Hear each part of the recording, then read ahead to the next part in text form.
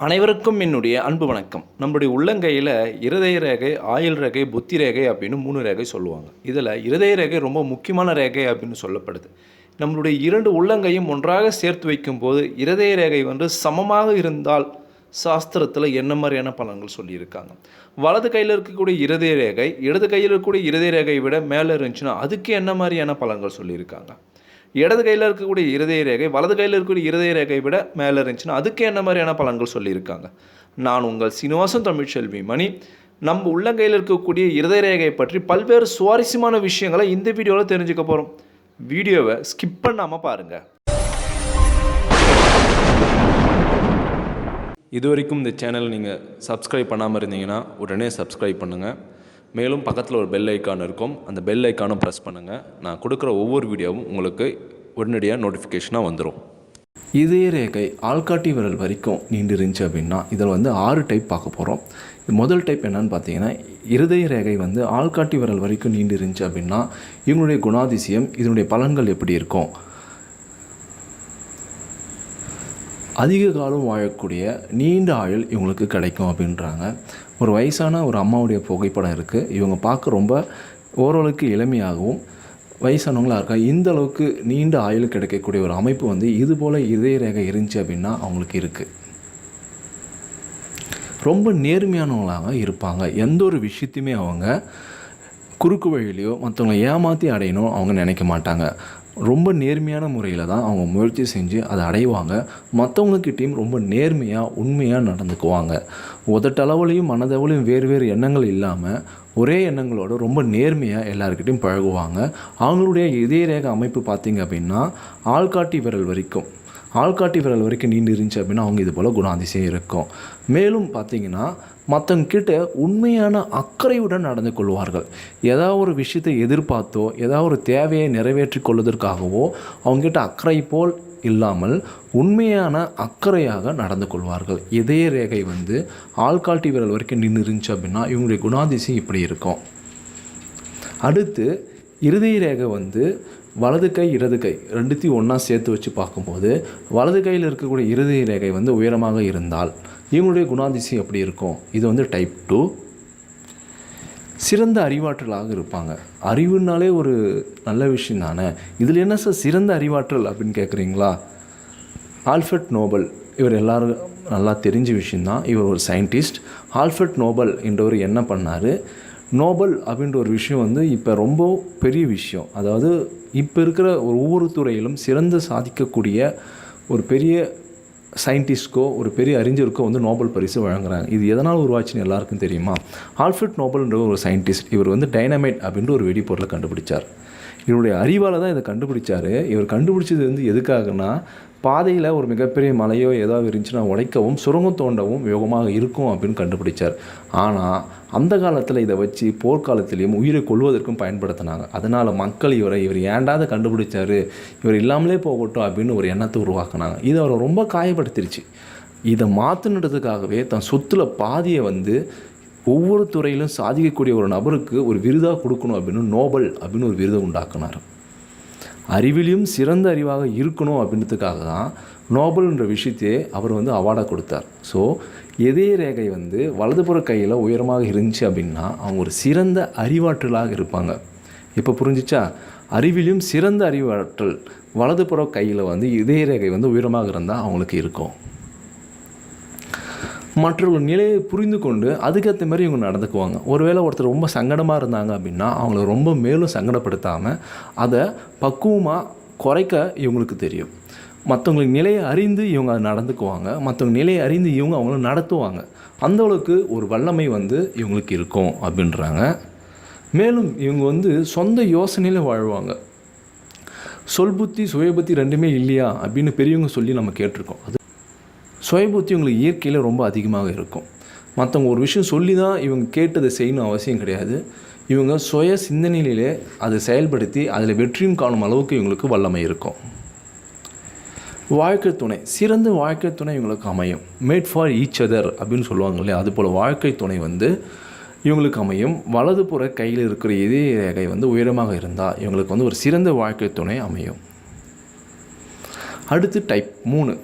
இருதய ரேகை வந்து நடுவிரல் வரைக்கும் நீண்டு இருந்துச்சு அப்படின்னா இதுங்களுடைய குணாதிசயம், இதனுடைய பலன் எப்படி இருக்கும் தெரியுமா? இருதய ரேகை வந்து நடுவிரல் வரைக்கும் நீண்டு இருந்துச்சு அப்படின்னா உடலும் மனமும் ரொம்ப வலிமையானவர்களாக இருப்பாங்க. பெண்களினாலே வலிமையானவங்க தான், அதில் எந்த ஒரு மாற்றமும் கிடையாது. ஆனால் இவங்க வந்து உடல் அளவிலும் மனது அளவிலும் மேலும் வலிமையாக இருப்பாங்க அப்படின்றாங்க. போர்க்குணம் கொண்டவர்கள், பெண்கள் வந்து ரொம்ப மென்மையானவங்க, ரொம்ப சாஃப்டானவங்க தானே சார், நீங்கள் என்ன சார் போர்க்குணம் கொண்டவர் அப்படின்னு சொல்கிறீங்கன்னு பார்த்தீங்கன்னா, பெண்கள் வந்து இருதய ரேகை வந்து ஆள்காட்டி நடுவிரல் வரைக்கும் நீண்டு இருந்துச்சுன்னா இவங்க வந்து போர்க்குணம் கொண்டவர்கள் அப்படின்னு சொல்கிறாங்க. போர்க்குணமா அப்படின்னா எந்த ஒரு விஷயத்தையும் பயந்து ஒதுங்கிட மாட்டாங்க. அந்த விஷயத்தில் துணிஞ்சு போராடி அந்த விஷயத்தில் வெற்றி அடைவாங்க. நம்ம நாட்டில் பல போர்க்குணம் கொண்ட பெண்மணிகள் இருக்காங்க. இப்போ கூட நம்ம வீட்டில் இருக்கிற ஒவ்வொரு பெண்மணியுமே போர்க்குணம் கொண்டவர்கள் தான். பல பிரச்சனைகளும் பல இன்னல்களையும் கடந்து அவங்க வாழ்ந்துட்டு இருக்காங்க. ஒவ்வொரு வீட்லேயுமே அதை நீங்கள் உணர முடியும், தெரிஞ்சுக்க முடியும். சில உதாரணங்களை நம்ம பார்ப்போமே. நம்ம நாட்டிலையும் ஆங்கிலேயர் காலத்தில் வீர பெண்மணிகளாக போர்க்குணம் கொண்டு பல விஷயங்களை சாதிச்சிருக்காங்க. இப்போ நீங்கள் பார்க்கலாம், ஜான்சி ராணி, வேலு நாச்சியார், இதுபோல் பல பேர் இருக்காங்க. இவங்களாம் போர்க்குணம் கொண்ட பெண்மணிகள். ஸோ இந்த இருதய ரேகை வந்து நடுவிரல் வரைக்கும் நீண்டு இருந்துச்சு அப்படின்னா இவங்களுக்கு அந்த போர்க்குணம் வந்து அதிகமாக இருக்கும், ரொம்ப தீவிரமாக இருக்கும் அப்படின்றாங்க. எந்த ஒரு விஷயத்தையுமே வந்து பயந்து போயோ இல்லை லேஸ்லேயோ விட்டுட்டு இவங்க போக மாட்டாங்க. அதை ஜெயிச்சு அதை போராடி வென்று காட்டணுன்ற எண்ணம் இவங்களுக்கு உறுதியாக இருக்கும் அப்படின்றாங்க. ஆரோக்கியமான சந்ததிகளை பெறுவதற்கு இவங்களுக்கு வாய்ப்பு ரொம்ப அதிகம் அப்படின்றாங்க.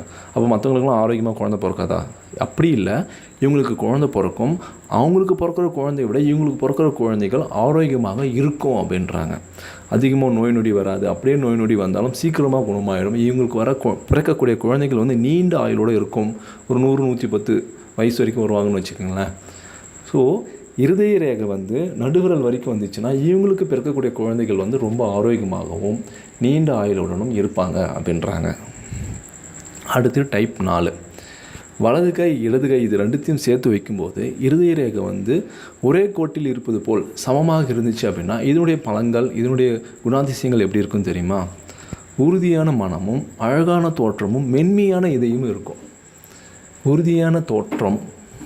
உறுதியான மனம், அழகான தோற்றம், மென்மையான இதயம், இந்த அளவுக்கு குணாதிசயம் பார்த்திங்கன்னா சமமாக இருந்துச்சுன்னா இருக்கும் அப்படின்றாங்க. மற்றவங்களுக்கு மதிப்பு கொடுப்பாங்க. பெரும்பாலும் ஒரு சிலர் நீங்கள் கவனிச்சிங்கன்னா ஒருத்தர் இருக்கும்போது எந்த அளவுக்கு மரியாதையை வாங்க சார் போங்க சார்னு பேசுகிறாங்களோ அதே போல் அந்த இடத்துல அவர் இல்லைனா கூட அதே மரியாதையை அவங்க மெயின்டைன் பண்ணுவாங்க. அவங்கள வாங்க போங்க சாருன்னு தான் சொல்லுவாங்க. ஆனால் ஒரு சில பெண்மணிகள் அப்படி சொல்ல மாட்டாங்க. ஸோ மற்றவங்க இருக்கும்போதும் இல்லாத போதும் அவங்க மீது உண்மையான மதிப்பு தரக்கூடியவர்கள் வந்து பார்த்திங்கன்னா வலதுபுறம் இடதுபுறம் கையில் இருக்கக்கூடிய இருதய ரேகை சமமாக இருக்கும்போது அவங்களுக்கு இது போல் குணாதிசயம் இருக்கும் அப்படின்றாங்க. ரொம்ப விவேகமானவர்கள் மற்றும் உலக அறிவு, அதாவது பொது அறிவு இவங்களுக்கு ரொம்ப அதிகமாகவே இருக்கும் அப்படின்றாங்க. ப்ரெசன்ஸ் ஆஃப் மைண்ட் இவங்களுக்கு ரொம்ப அதிகமாக இருக்கும். ஒரு விஷயத்தை பிளான் பண்ணி தான் ஒரு சிலர் சக்ஸஸாக செய்வாங்க. ஆனால் சடனாக ஏற்படக்கூடிய ஒரு கடினமான சூழ்நிலையை கூட சமாளிக்கும் வல்லமை, அந்த ப்ரெசன்ஸ் ஆஃப் மைண்டு வந்து இவங்களுக்கு ரொம்ப அதிகமாகவே இருக்கும். மேலும் பொது அறிவு, உலக சார்ந்த அறிவு, சுற்றுச்சூழல் சார்ந்த அறிவு, பொது அறிவு வந்து இவங்களுக்கு ரொம்ப அதிகமாகவே இருக்கும் அப்படின்றாங்க. அடுத்து டைப் 5, இதில் பார்த்திங்கன்னா இடது கையில் இருக்கக்கூடிய இருதய ரேகை வந்து மேலோங்கி இருக்கும். வலது கையில் இருக்கக்கூடிய இருதய ரேகையை விட இடது கையில் இருக்கக்கூடிய இருதய ரேகை வந்து மேலோங்கி இருந்தால் இவங்களுடைய குணாதிசயம், இவங்களுடைய வாழ்க்கை முறை எப்படி இருக்கும் அப்படின்னா சுதந்திரமானவங்களாக இருப்பாங்க. இவங்களை ஏதாவது ஒரு விஷயத்த சொல்லியோ ஏதாவது ஒரு கட்டுப்பாடை வச்சோ நீங்கள் அவங்கள கட்டுப்படுத்த முடியாது. சுதந்திரமான வாழ்க்கை, சுதந்திரமான எண்ணம், சிந்தனை, செயல், பேச்சு எல்லாமே சுதந்திரமாக இருக்கும்.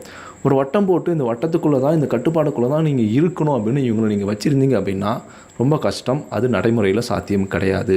ஸோ சுதந்திரமாக இருக்க விரும்புவர்கள் இவங்க சுதந்திரமாக தான் இருப்பாங்க. மேலும் தன்னம்பிக்கை அதிகமாக இருக்கும், செல்ஃப் கான்ஃபிடென்ட்.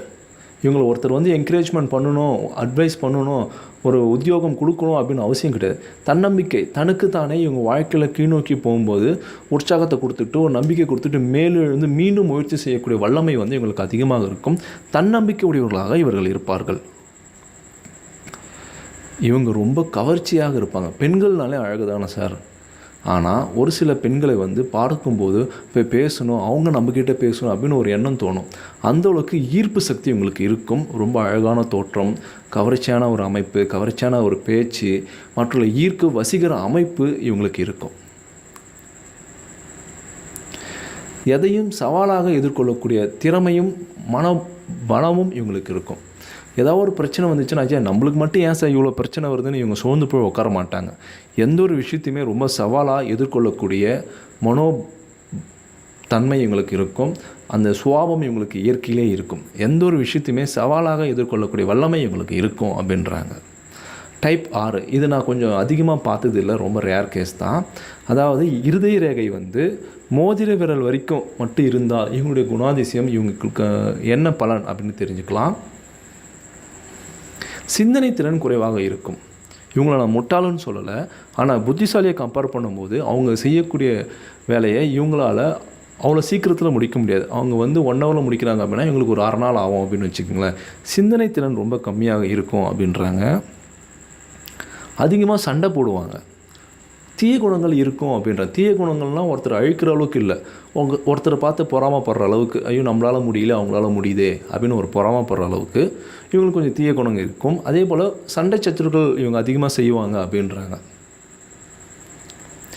இப்போ நான் சொன்ன இந்த 2 விஷயங்களே பார்த்திங்கன்னா அதிகமான மன உளைச்சலும் வேதனைகளும் ஏற்படும்.